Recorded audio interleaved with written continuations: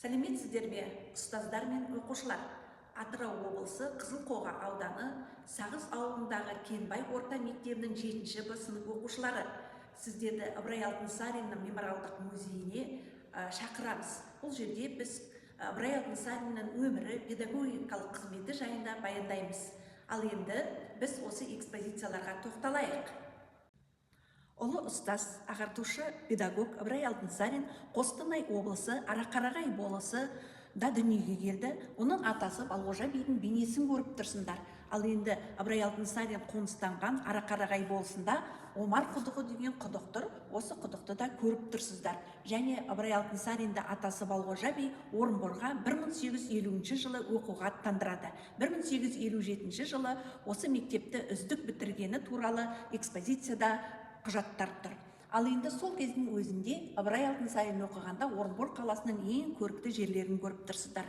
Оқу білімге терең бойына сіңірген Ыбырай Алтынсарин енді қазақ даласында да мектептер ашуды ұйғарады. Оның арманы да, мақсаты да қазақ халқын біліммен сусындату болды.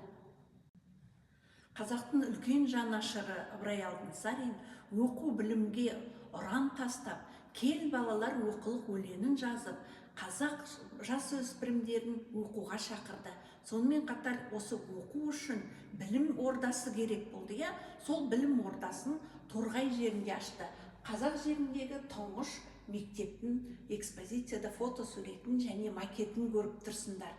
Ал енді осы мектепте ана тілі, есеп шығару, арифметика және орыс тілі, тарих сабақтары, басқа да көптеген пәндер үйретілді. Сондықтан кириллица негізінде қазақ әліппесін құрастырушы да Ыбырай Алтынсарин.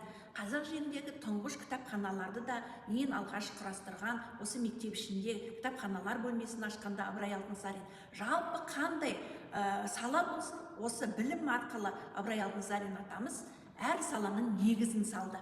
Ал енді өзінің алғашқы педагогикалық қызметін Торғай жерінде бастаған Ыбырай Алтынсарин 23 жылдан кейін өзінің туған жері Қостанай жеріне көшіп келгенде, дәл осы музей тұрған орында 2 кластық орыс-қазақ училищесін ашады. 1880 оқушылар, назар аударсаңыздар, мынау экспозицияның атауы Ыбырай Алтынсариннің ғылыми және әдеби қызметі деп аталады. Осы әдеби және ғылыми қызметінде мынау 2 кітаптың мұқабасын көріп тұрсыздар. Бірінші беттерін онда қырғыз хрестоматиясы деп аталады.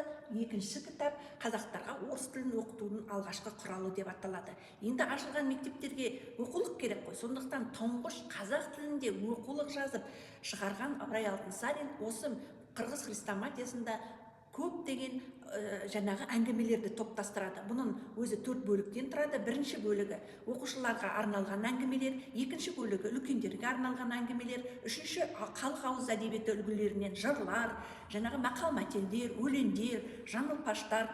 Ал енді 4-ші бөлігінде оқушылардың үйге жазған хаты.